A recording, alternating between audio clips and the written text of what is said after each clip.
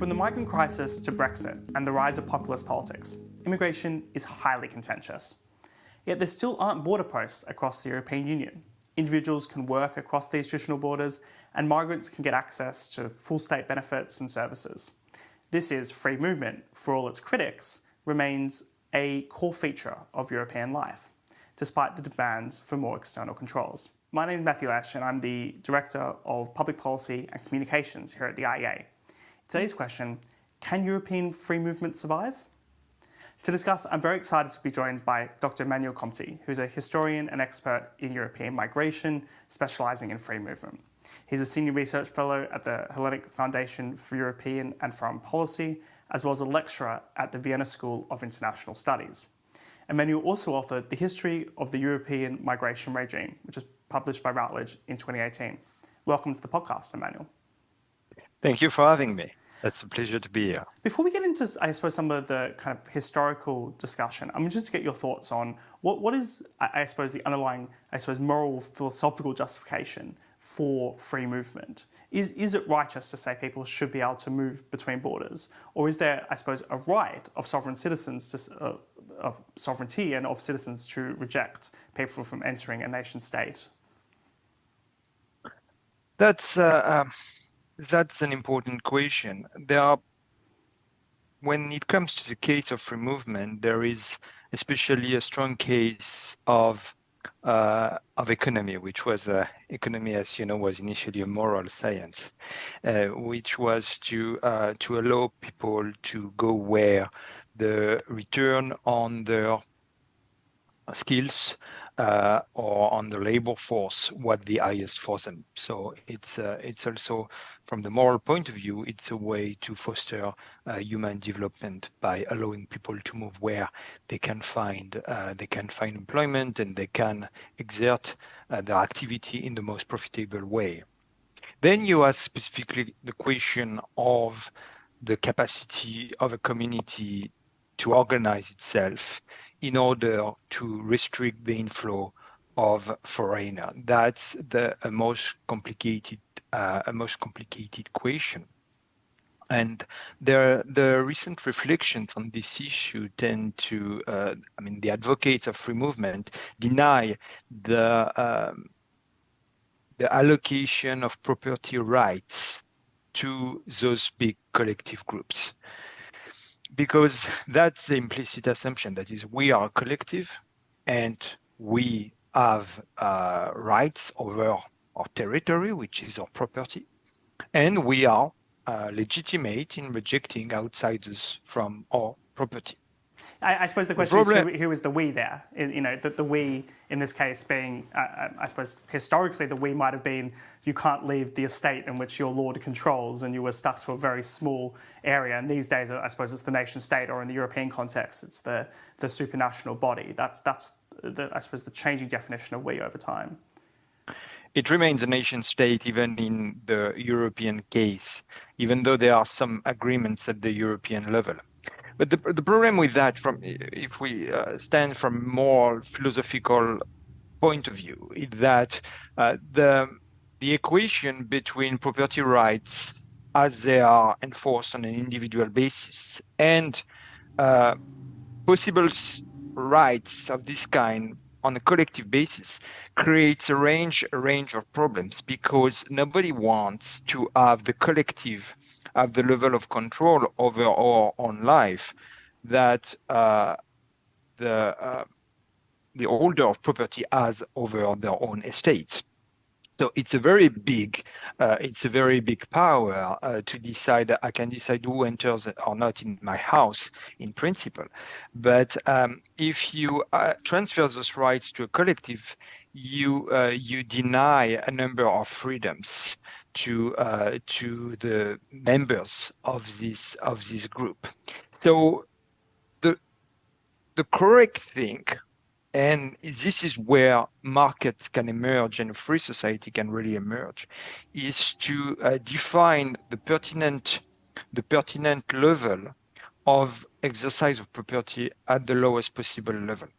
That is typically the individual as property.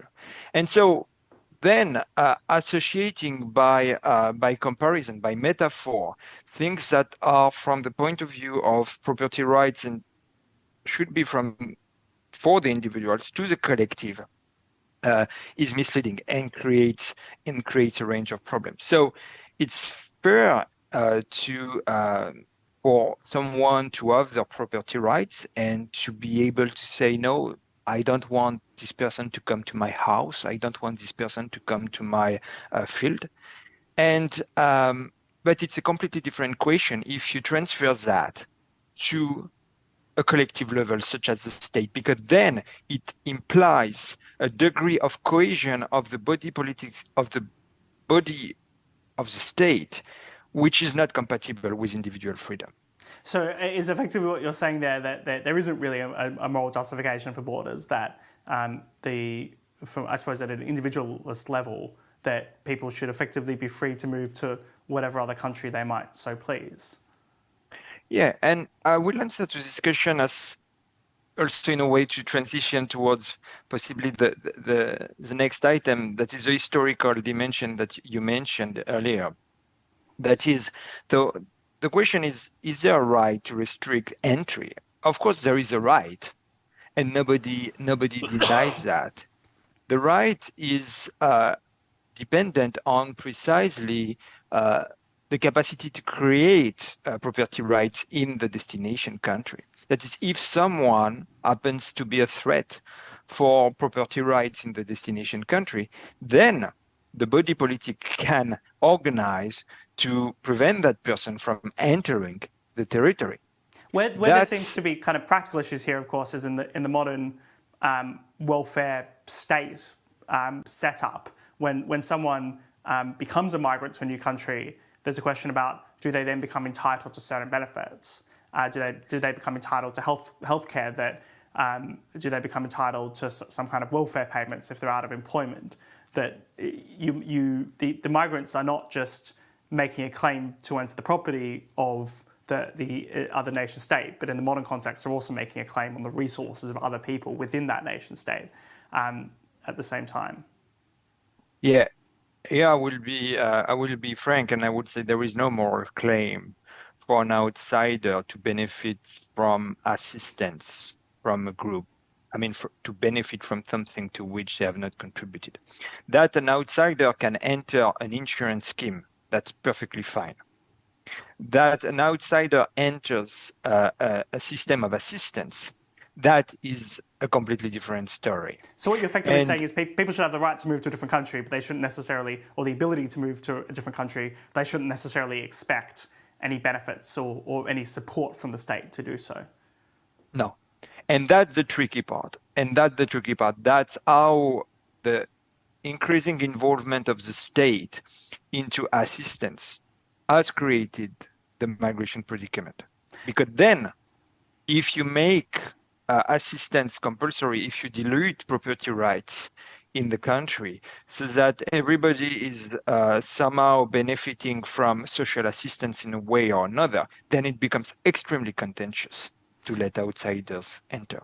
So the other area in which I think it can be quite contentious and you see opposition to migration, obviously there's genuine, I suppose, racist and racial-based grounds in which people don't like the sense of foreigners coming to their land, and I think that in no way can be morally justifiable. But something that I suppose conservatives will often make as a case is something related to cultural differences, that you're allowing them to come to your country that might reduce the cohesion that exists within the existing community. They might bring different values, potentially in the modern sense. You look at the fact that what is the most homophobic part of the United Kingdom. I think a lot of people will be surprised here it's London, that you get a much higher opposition to people, to same-sex attracted people in London than elsewhere. And that's likely because London is made up of a lot of immigrants who are a lot more socially conservative than people elsewhere in the country. And that when a political community allows people to move to their country, it kind of has not just an economic impact that I think we could discuss as well, and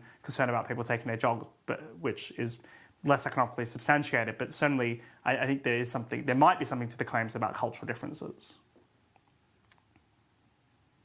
And here comes another difficulty. So The big problem in that is that culture as often is transformed. Migrants are not people who have a culture in the country of origin and then transfer their culture in the country of destination. So culture is basically a set of guidance to organize your own existence and share it with other people. And this set of rules or this set of principles that people tend to use over their existence are completely transformed given the context in the country of destination.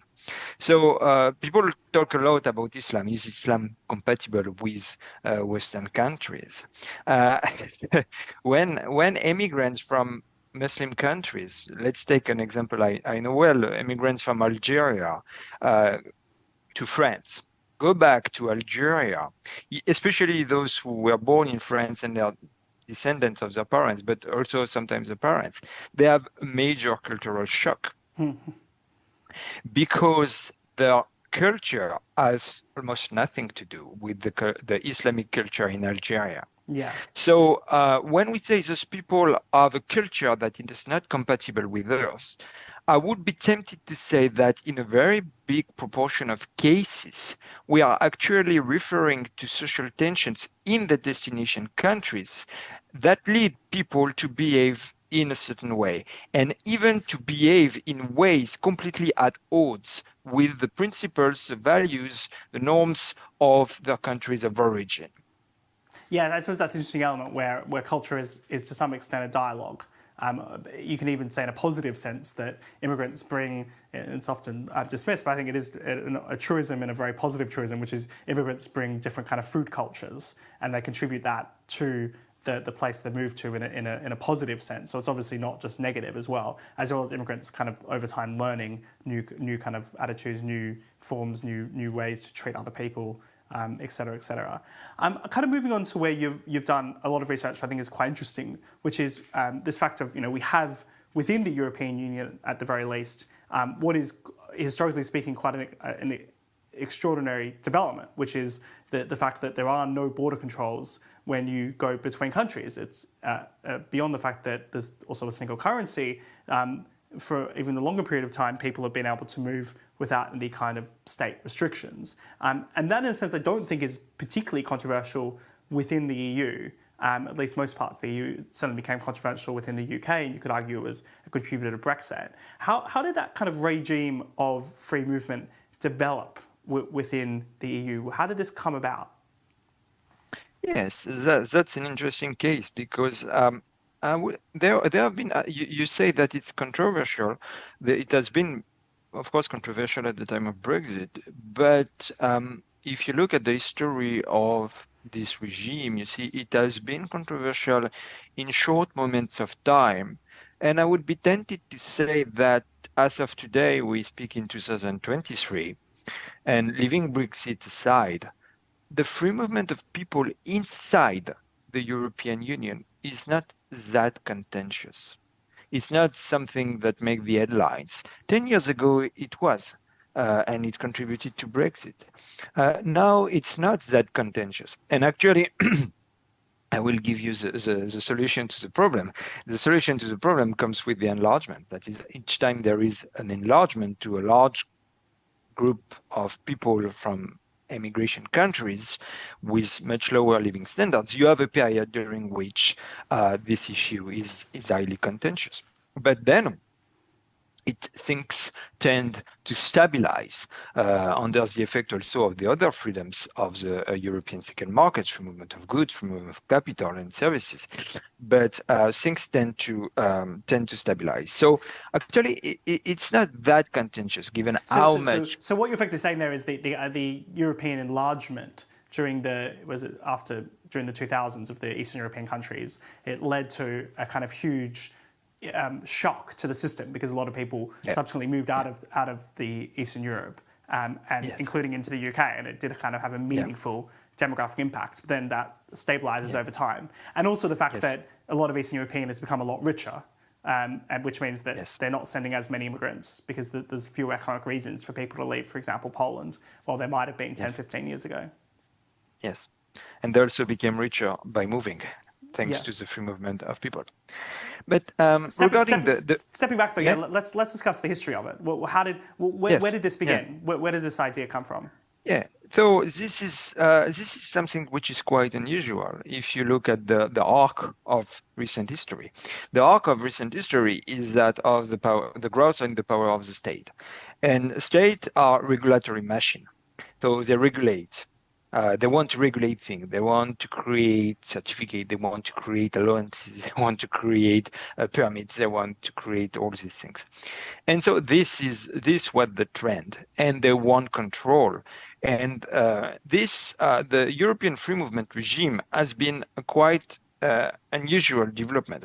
Even in other regions of the world, there have been other forms of regimes of free movement on a regional basis, but they don't have the importance of the European free movement regime and also the stability of this regime. So here we are talking about something which was counter-trend, and states that developed work permits, residence permits, passports, and so on. And my point is that if we want to understand how we got there in Europe, the role of Germany is absolutely central. Germany is not a country like the others. Germany, you could even make the argument Germany is not a country. Germany is something that went together in the 19th century after its loose organization, its loose system of government inherited from the time of the empire, the Holy Roman Empire, was just destroyed by the growth of centralized nation states around Germany. But Germany really never considered itself, except under the Nazis probably, but never considered itself as a centralized nation state, a state like the others. It's a state that is here to disrupt the state system in Europe. And in the case of free movement, it mattered that just strong border controls in a so closely connected system as the European system for the economy and movement of people was not something Germany could be happy with. The Germans want easy movements of people across European borders. As with the upheavals of history, they need people to be able to move out, to move back in, and even for the economic development of Germany, which has never been overseas oriented. This is a development in close connection to the neighboring countries, which require a degree of back and forth between the homeland and the areas of economic expansion and development. So Germany, this is your kind of the argument that you make through your work, which I think is probably worth contrasting with some of the earlier views that it was the likes of Italy, the countries where people emigrated from, who were the ones who were pushing the free movement across Europe.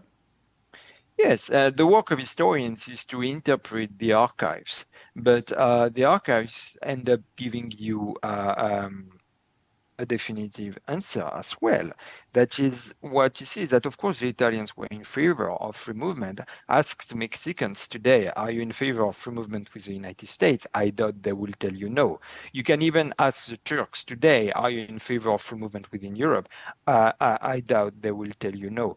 The Italians were no different from that in the 1950s, and they, as an immigration countries with a lower living standard than more affluent northwestern countries, they were, of course, in favor of immigration opportunities, which will reduce unemployment in the origin country and create remittances, allow people also to go back and forth, come back to their country with some work experience that could be relevant as well.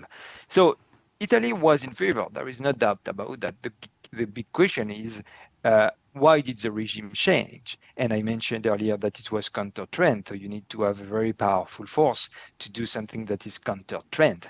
You need, Italy just didn't have the capacity to lead a country like France to abolish its work permits or residence permits to Italian workers and tell the French, no, it's outdated now. You no longer need that. No, the French will never have done that. Give me, this is all post-war West Germany. What kind of years did Germany go from you need a work permit to work in Germany to if you're Italian or you're from another, I suppose, European community country, you're able to move?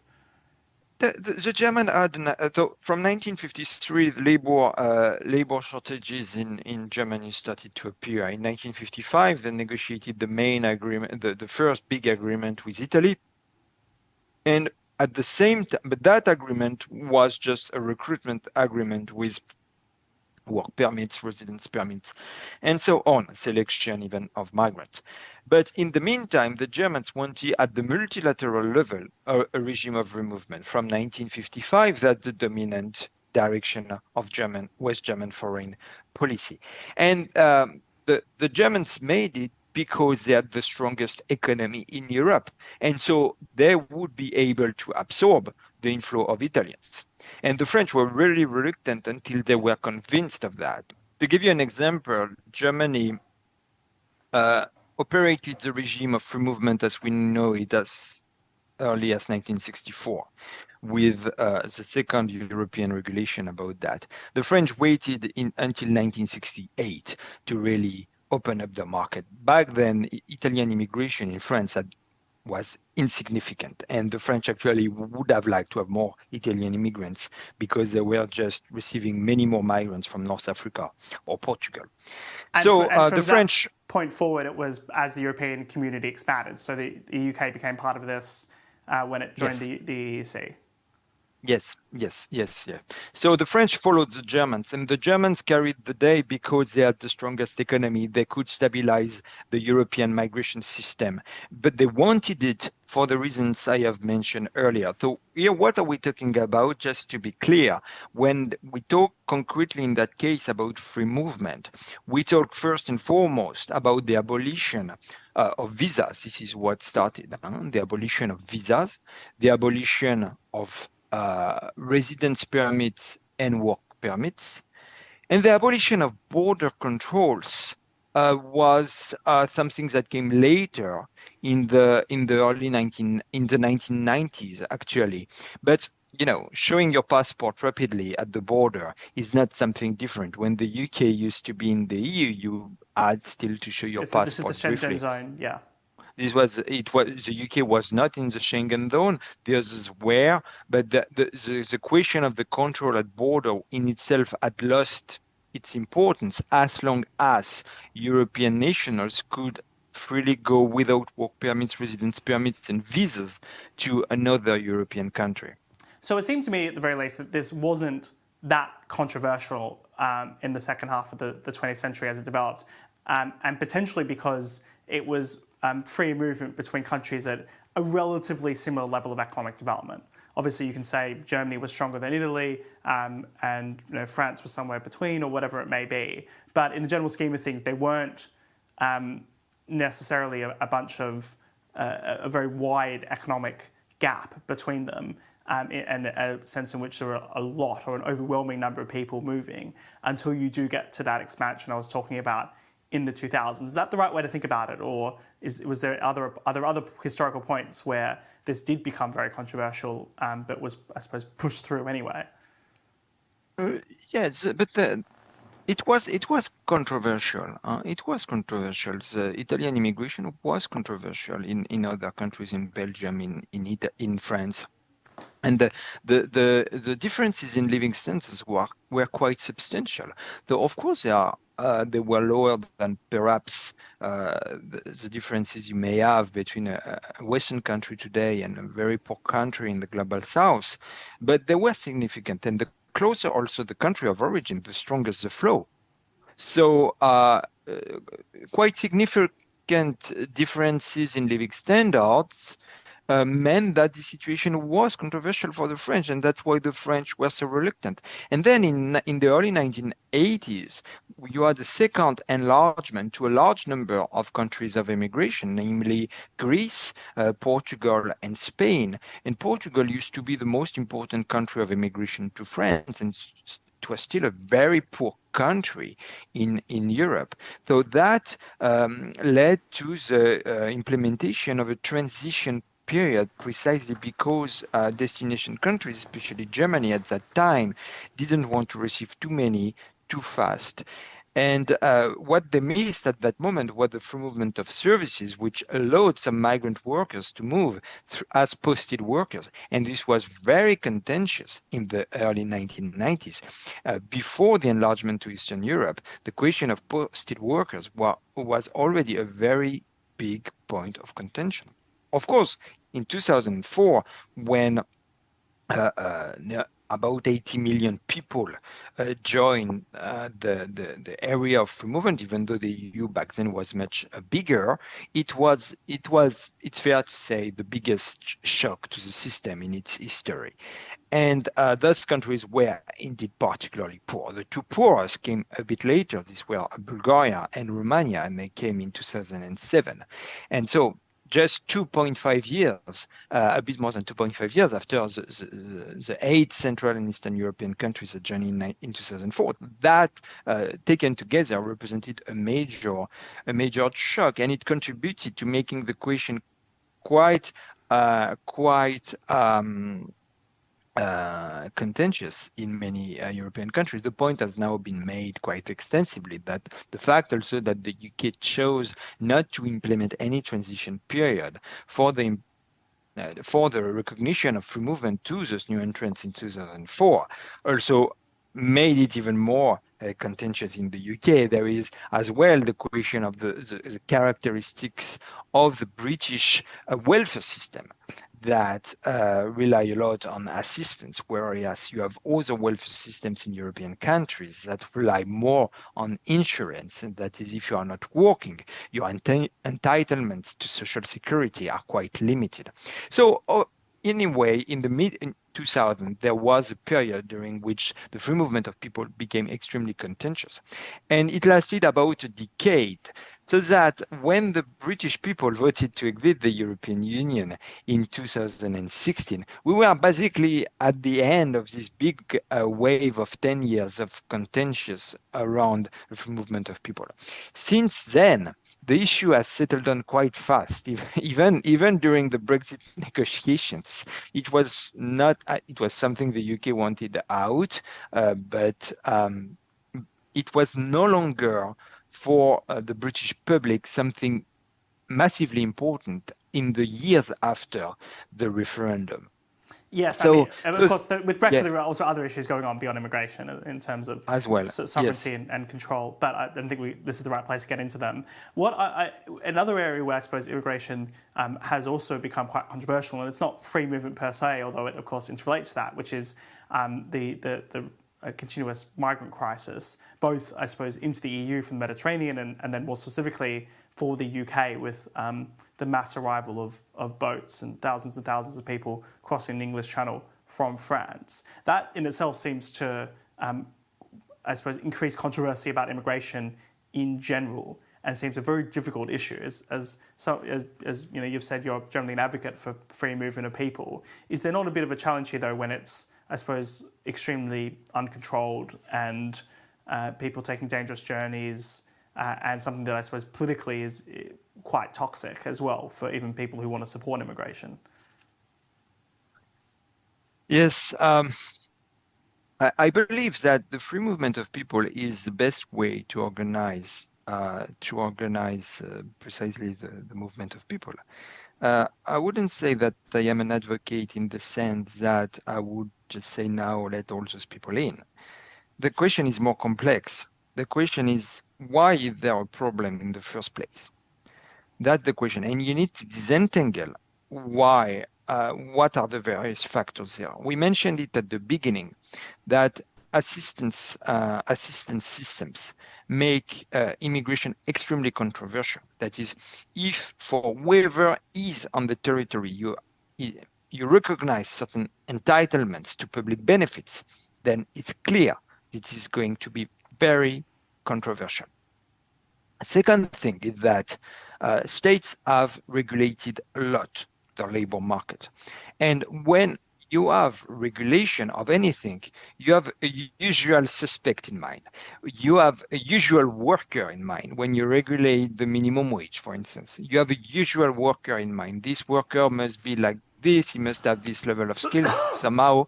And therefore, that person should be able to have a job at that level of earnings. This is when you regulate, you need to have a blueprint of what you want to regulate.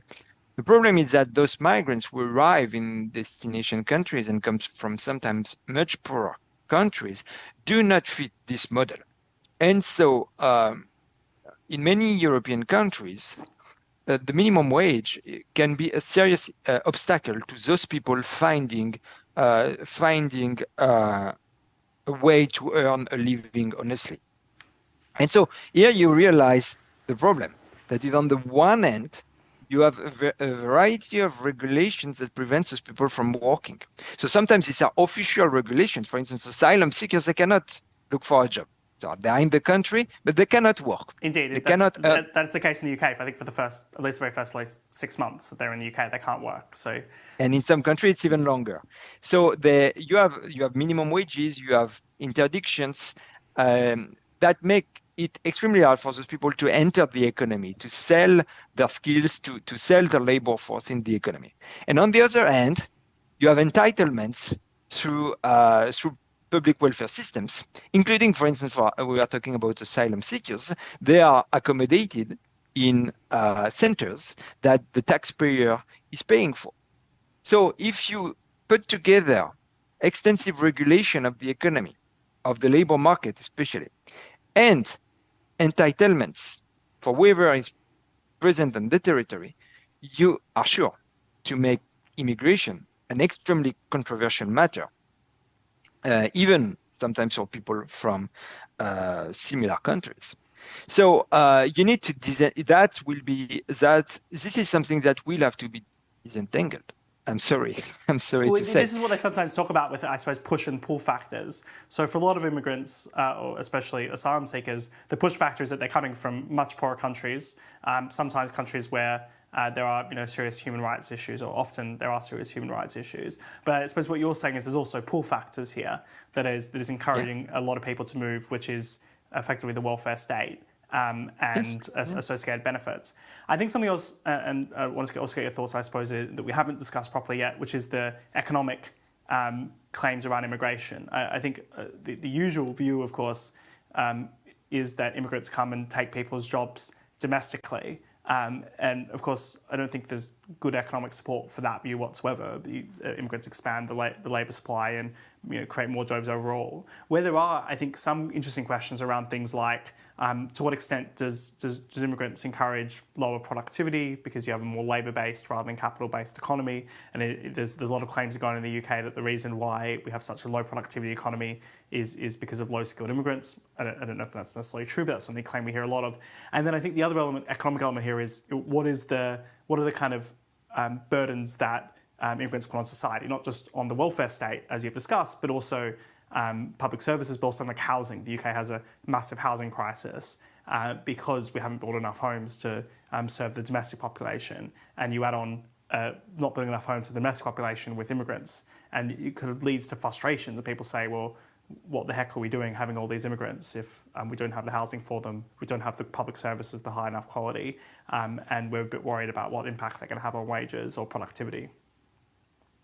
Mm-hmm. Yeah. No, just also to finish the point, what I was saying is that I am not an advocate of free movement because under the current conditions, it's clear that there is going to be a problem. That is, you let people pass at Europe's southern borders, they will find themselves in such dire situations when they will reach their final destination, that it's not so surprising that a proportion of them commits atrocious things.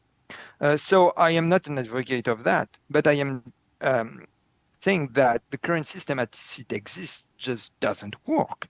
Extensive government regulation of all those questions of the labor market, and also extensive state intervention in welfare are creating their own bugs, and immigration is a symptom of those bugs, because you need to have a flow of people for the economy to function. And so what we have is that we have an overregulated countries that do not work properly. And it will have to happen at some point. I don't know when. It will have to happen that these things will fall apart because they do not work, and immigration testified of them.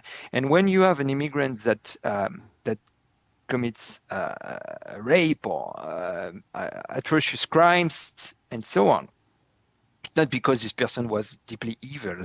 And I mean, to some extent it was, but I am here talking about the overrepresentation.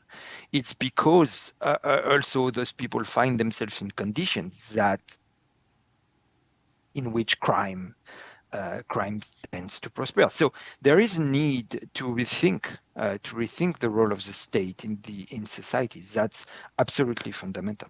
And then about the points in the labor market. Does immigration put downward pressure on the wages of people? I would say yes, probably. Yes, to some extent, to some people who are highly substitutable with immigrants in the short run, you can have some downward pressure on their wages. Yes, I'm not going to say the opposite. But in the what you have as well is that natives are often in a much better position in their local labor market than immigrant outsiders. And so what you often have as well is that natives can get promoted when you have immigrants. So if you have a native that is completely that can be substituted by immigrants, and then they can see their wage go down. But for natives as well, who are better integrated, have more locally relevant capital, this is as well an opportunity. And immigration contributes to economic growth as well, as long as you allow immigrants to work. It's true that if you don't allow them to work except to steal, then it's not going to contribute much to economic growth. But if they come and they operate in a free market, yes, it leads to economic growth, and that natives can benefit from that. So the question is complex. The question is then, do you need to regulate the entire labor market? Because a few people who are low skilled may see their wage go down to some extent. And here you can make a philosophical argument, that is, then if those people are so can be so easily substituted by immigrants, is it fair that they earn much more than immigrants in their country of origin? Because they were just born in a richer country, they can earn much more. No, that's a philosophical point. That is, it's not because you are born. It would be hard to say to people that, of course, well, you're low skilled, you don't deserve that income you have, and immigrants should take your job instead. I don't know if that's I certainly don't think politicians will start standing up making that argument anytime soon. Yeah, but you benefit from barriers to entry. That's what you benefit from, not from your real value for society. That.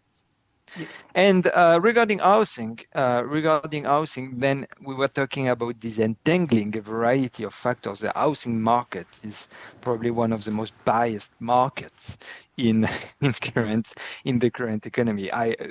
Honestly, I don't know what housing prices mean. They don't mean anything today. They are wrong prices, which at some point, one way or another, will have to be corrected. Because what we have today is that people don't buy houses when they buy houses. They buy a life insurance when they buy a house.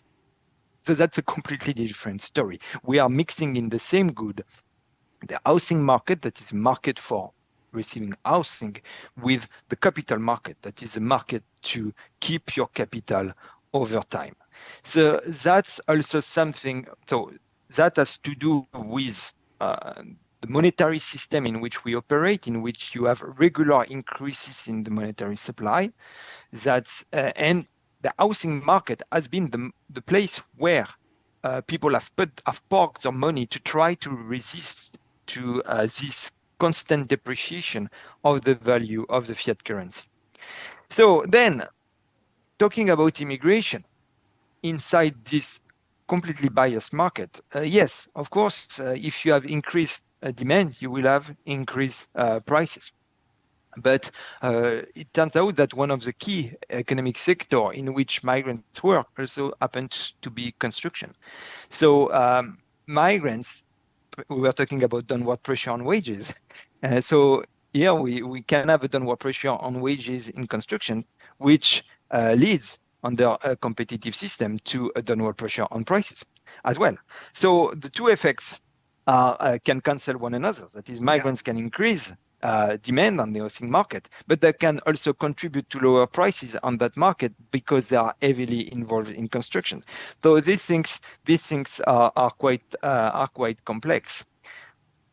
So Dr. Emmanuel Conti, thank you so much for joining the IEA podcast. It's been a fascinating discussion. I'm glad we ended there on housing, as almost every IEA topic can in some way come back to the UK's or even many developed countries' broken housing markets.